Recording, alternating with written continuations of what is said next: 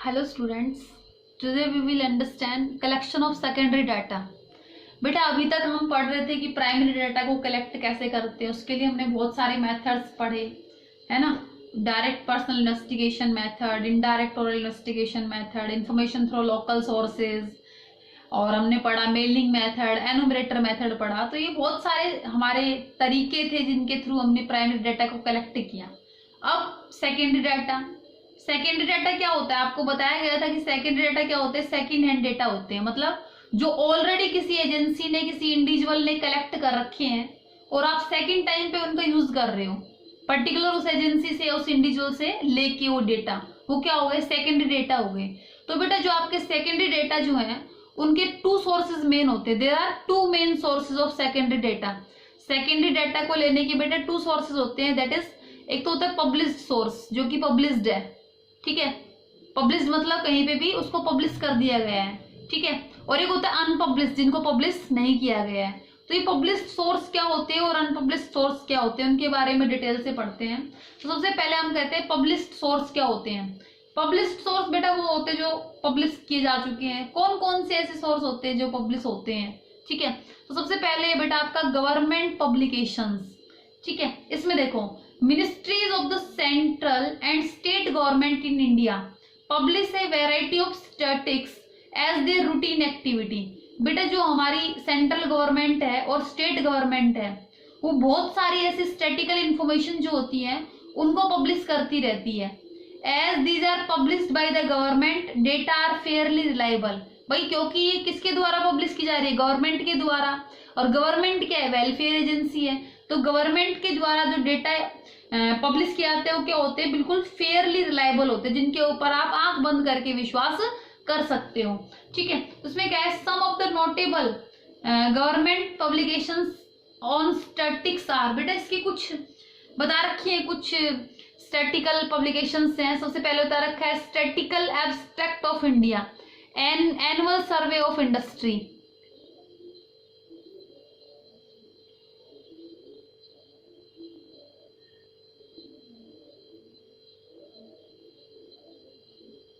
तो इस तरीके से बहुत सारी चीजें बता रखी हैं। आपने कहा कि statistical abstract of India, annual survey of industry, agriculture statics of India, report on currency and banking, labour gadget, reserve bank of India bulletins. तो ये क्या होती है बेटा?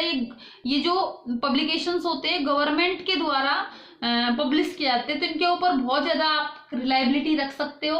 और अगर आपको इनसे रिलेटेड डेटा लेने हैं तो आपको इंडिविजुअली कलेक्ट करने की जरूरत नहीं है। आप इन पर्टिकुलर पब्लिकेशंस के पास जाके और उनके द्वारा जो पब्लिश्ड डेटा है उनको आप लेके भी अपना इन्वेस्टिगेशन को आप कर सकते हो। तो ये थे आपका first published source of collecting secondary data. Next है बेटा सेमी गवर्नमेंट पब्लिकेशंस। मतलब सेमी गवर्नमेंट का मतलब क्या होता है? जो गवर्नमेंट का शेयर जो है इसमें कम है। गवर्नमेंट पब्लिकेशन का मतलब कंप्लीट गवर्नमेंट का राइट है। सेमी गवर्नमेंट का मतलब गवर्नमेंट का भी और कहीं ना कहीं प्राइवेट सेक्टर का भी इन्वॉल्वमेंट है, ठीक है। तो सेमी गवर्नमेंट्स में क्या क्या आता है बेटा? देखो, सेमी गवर्नमेंट्स में एक तो आती है म्युनिसिपल कॉर्पोरेशंस।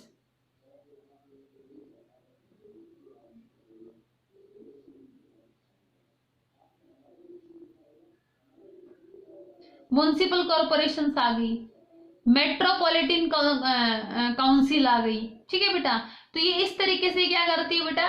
तो हम क्या कहेंगे? Semi government bodies such as municipal corporations, metropolitan councils publish data related to education. बेटा क्या करती है? ये वाली जो सेमी गवर्नमेंट पब्लिकेशंस होती है ना, ये पब्लिश करती है data related to education, health, ठीक है। हमने क्या कहा? एक तो क्या करती है? एजुकेशन से रिलेटेड डेटा पब्लिश करती है, एजुकेशन से रिलेटेड, हेल्थ से रिलेटेड, डेथ रेट और बर्थ रेट से रिलेटेड,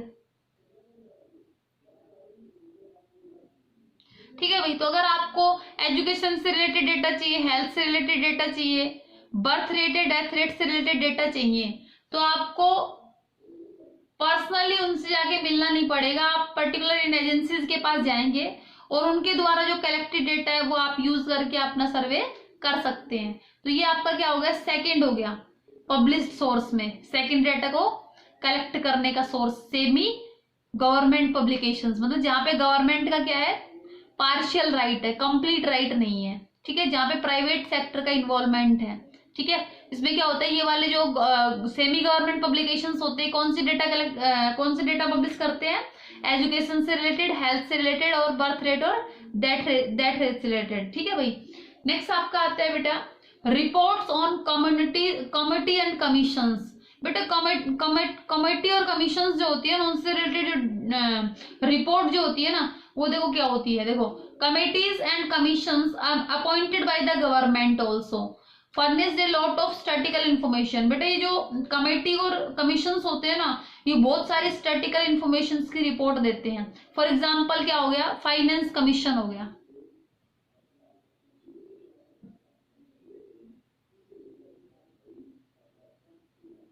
ठीक है, और बता दिया इन्होंने प्लानिंग कमीशन हो गया।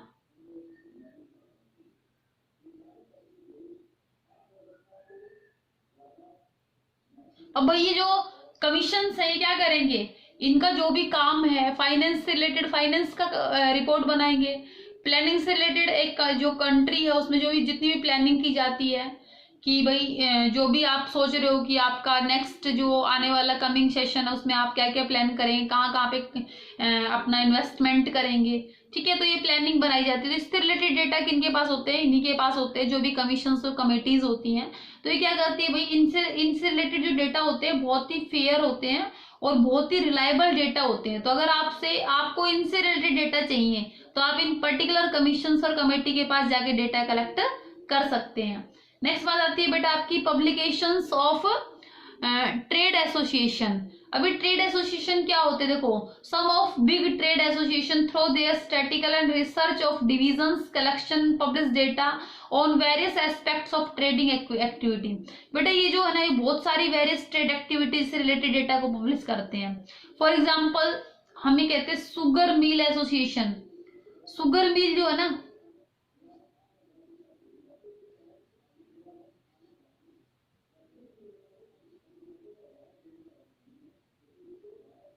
ये क्या करती है, publish information regarding sugar mill in India.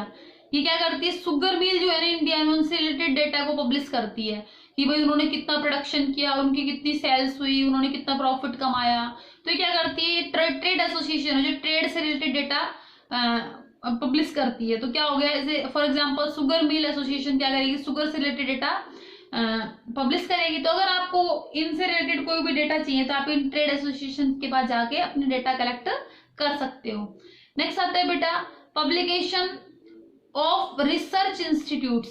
बेटा बहुत सारे ऐसे इंस्टीट्यूट्स हैं इंडिया में, ठीक है, ये क्या करते हैं, रिसर्च के ऊपर डेटा पब्लिश करते हैं। Various universities and research institutes publish information as finding their research activity. बेटा जो भी रिसर्च करते हैं ना, जो भी पर्सन रिसर्च करते हैं, ये क्या करते हैं, उससे रिलेटेड पब्लिकेशन कर देते हैं कि पर्टिकुलर जो रिसर्च हुई किस तरीके से हुई, क्या क्या एक्टिविटीज इन्वॉल्व थी उसमें, तो उसके लिए क्या कर देते हैं, पब्लिश कर देते हैं उन डेटा को, ठीक है। फॉर एग्जाम्पल होता है इंडियन स्टैटिकल इंस्टीट्यूट, ठीक है, इंडियन स्टैटिस्टिकल इंस्टीट्यूट, ठीक है। तो ये क्या करेगी भाई, ये जो भी डेटा रिसर्च से रिलेटेड जो भी डेटा है इनके पास रहेंगे, तो जो आपको नीडेड है वो आप यहां से कलेक्ट कर सकते हो, ठीक है। नेक्स्ट आता है बेटा जर्नल और पेपर्स। जर्नल्स और पेपर्स में क्या होता है, से न्यूज़पेपर होता है the economic times,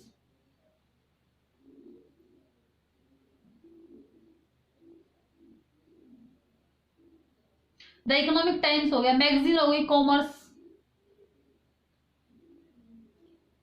facts for you,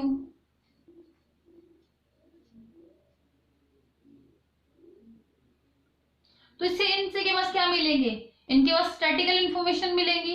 economics time के पास क्या रहेगा, इकोनॉमी के बारे में मिलेगा, कॉमर्स के बारे में, कॉमर्स से रिलेटेड इंफॉर्मेशन मिलेगी। तो इस तरीके से क्या होता है, जर्नल और पेपर से भी आप क्या कर सकते हो, इंफॉर्मेशन कलेक्ट कर सकते हो।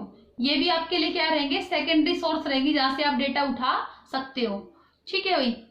तो ये था आपका क्या पब्लिश सोर्स में क्या क्या पढ़ा आपने, गवर्नमेंट पब्लिकेशन जो गवर्नमेंट डेटा पब्लिश करती है वो वाली एजेंसीज, सेमी गवर्नमेंट पब्लिकेशन जो कुछ गवर्नमेंट है कुछ प्राइवेट लोगों का इन्वॉल्वमेंट है वो भी डेटा कलेक्ट करती हैं तो उनसे भी आप डेटा उठा सकते हो, कमेटीज और कमीशंस होते हैं उनसे भी आप डेटा उठा सकते हो, ट्रेड एसोसिएशन जो होते हैं उनसे भी आप डेटा उठा सकते हो, रिसर्च इंस्टीट्यूट होते हैं जो रिसर्च से रिलेटेड डेटा रहेंगे वो इनके पास मिलेंगे, जर्नल और न्यूज़पेपर जो होते हैं उनके उनसे रिलेटेड डेटा किनके पास मिलेंगे, जर्नल्स और न्यूज़पेपर्स के पास मिलेंगे। तो इस तरीके से आप पब्लिश सोर्स को देख रहे हो।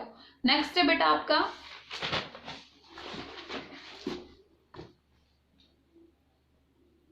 Publications of research scholars. भाई कुछ इंडिविजुअल्स भी होते हैं, इंडिविजुअल रिसर्च स्कॉलर्स होते हैं, कोई पर्सन जो है इंडिविजुअली उसने कुछ रिसर्च कर लिया तो क्या करता है वो अपनी कोई भी एक पर्टिकुलर पब्लिश कर देता है अपनी इंफॉर्मेशन को, ठीक है। तो individual research scholar also sometime publish their research work containing some useful statistical information, जिसमें क्या होती है बहुत सारी यूजफुल स्टैटिकल इन्फॉर्मेशन होती है।